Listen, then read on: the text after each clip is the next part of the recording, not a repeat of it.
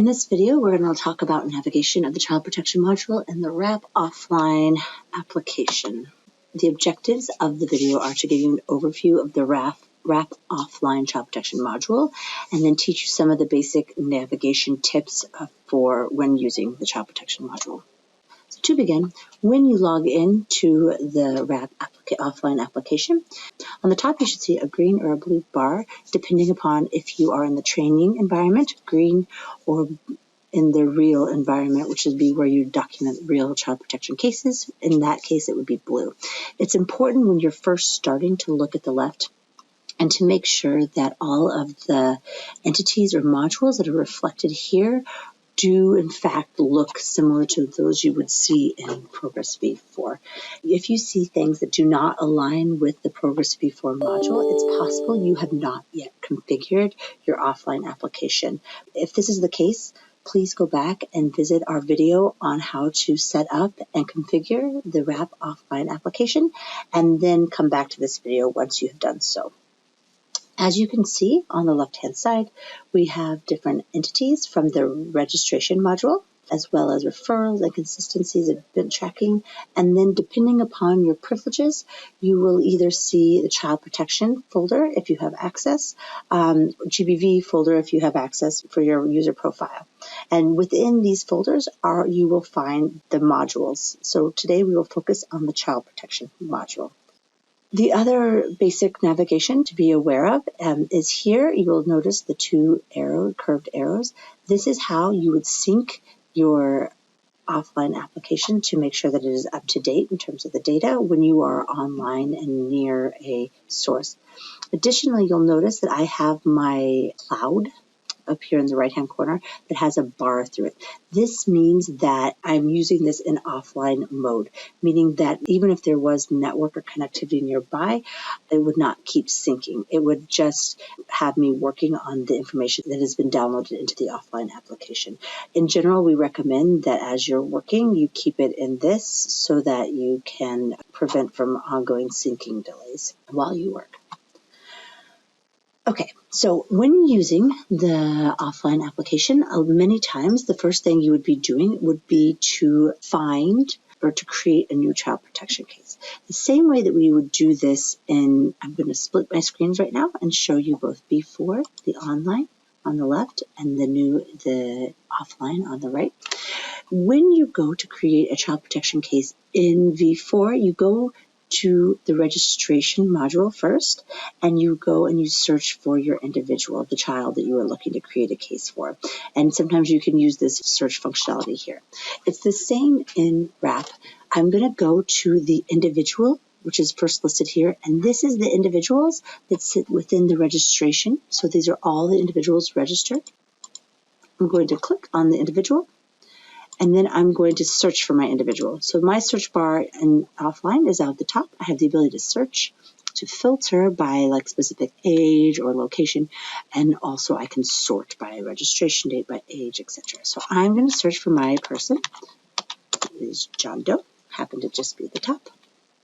Okay, and now I'm going to click on John Doe. You'll notice on the right then the registration form pops up. So I can see the basic information to confirm if this is the right individual that I'm looking for. Mine is 4 years old from Burundi. Okay, so I'm not making any changes to the registration form because that is not what I'm here for. I'm here to create a new child protection case. So similar to how we have this ribbon here on the top in proGres v4, in the offline, we have these 3 lines up in the top right-hand corner. This is going to be our ribbon. It will change, the options in it will change depending upon where you are in the application. But right now I'm going to click on it, and I'm going to go down to the bottom, and you'll see Create Child Protection Case. So I will click on that, and all I need to do to create a child protection case is to put in the date that I'm opening and the priority. So let's change this to high. And then I will proceed. And now I have created a child protection case. Before we continue into the actual child protection module, if you go into the individuals, and you cannot find your individual, so I'm going to put in my child, and nothing shows up. It's important to remember that when you are online, so I'm going to the online module. When you are online, not all of the individuals will show up in your offline. You have to specifically indicate. So I'm going to go online and find my person that I'm looking for, this child here, and I'm going to select next to her. And when I do that, you'll notice there's 3 dots here, and then it says make available offline. And I'm going to push OK.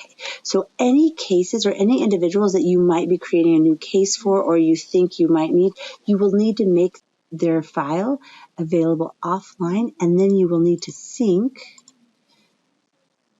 your offline to make sure it's available. And now you'll notice Betty Boop is here, and I can then go ahead and then create the case. Another challenge that could happen is if you go and you try to find an individual and you go to create a case for them, you might receive a pop-up box. That would indicate for you that a new case could not be created because there's already an active child protection case existing. And this is what you would want to do, is you would want to then use this number to find out who is the caseworker that is currently working on that case. Okay, so now I've created a new individual, a new case, and so now I'm going to go into the child protection module, and it's within here that I can then start doing all the documentation that we are familiar with. And you'll notice there's the individuals. So these are the individuals that have child protection cases associated with their file. There are the child protection cases. There's interventions, there's incidents, there's BIAs, there's BIDs, there's BID interviews, and there's the referrals. This is very, again, similar. If I was to go into the child protection module here, I can see child protection cases, BIA, BID, BID interviews. All the same options are really available here. So if I'm going to create, or I'm going to go to the child protection case, I forgot to look at the individuals. Let's see, John. I'm going to highlight this.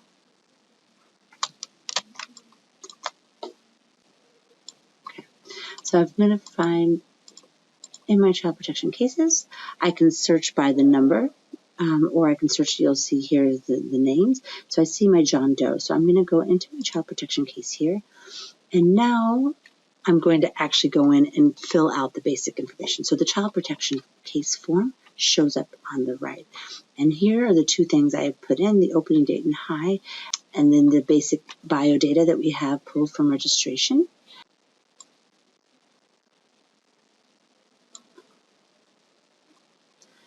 And so here I could type the case summary, the personal history, any new comments. So,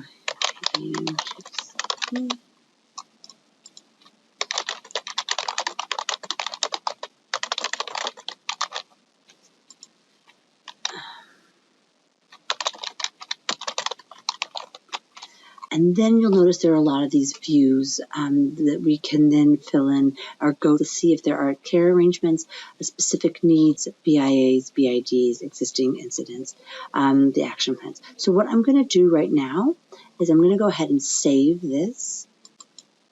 And now I have that basic information.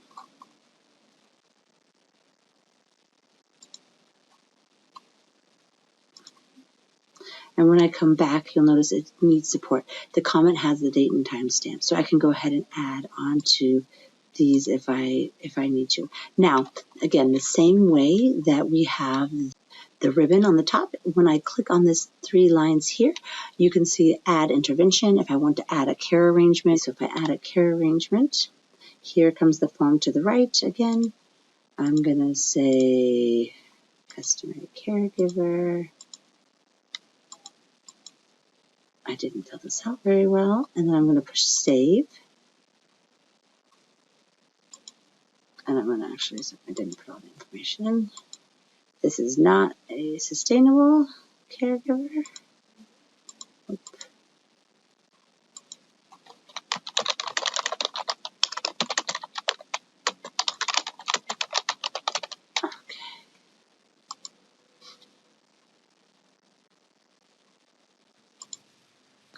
And now you'll notice under care arrangement, you'll see there's a child-headed household. So I could then click on that to update, or I could click on that to check. The same can be done for specific needs. If I want to create a BIA, I would go here and I could click on BIA. It would then give me the same menu that originally, to create a BIA, I would need to go child at risk, proceed, pick your main purpose for the BIA, and now it's created. And so I can either, through John Doe, go to his file and then find this BIA, then to complete the actual BIA. It'll pop up. Anything in red is required before you will be able to save. It's the same data points, just a little bit different of a layout as the BIA in the online. I've filled out all the mandatory fields, filled out everything that I needed to fill out for the BIA, and now I'm going to push save. Now, if I'm in my BIA and the status has changed, you'll notice here now those 3 lines have changed to change status. So I can come here because currently the status of my BIA, you can look, you'll have a BIA active status. I can change it to pending recommendation, pending review, BIA completed. I have to fill out these basics information, and I can change my status this way.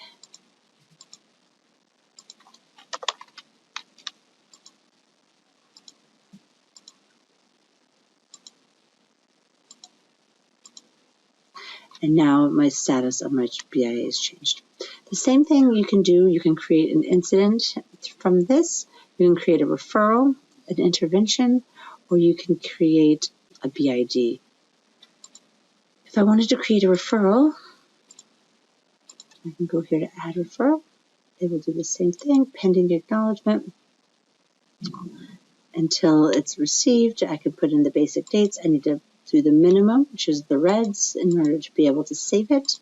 This is all very similar to the mandatory fields and the names of the fields that you would find in proGres v4. Please support this child with something I didn't pick.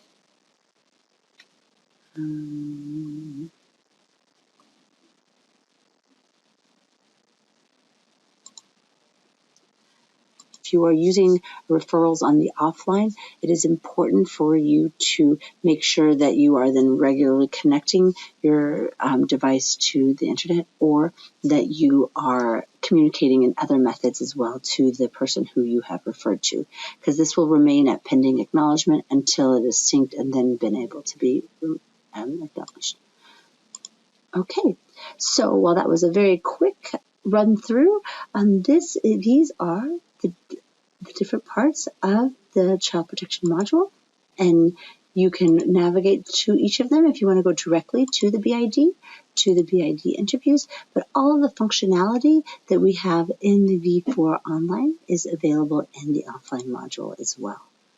I hope this video was helpful. Thanks.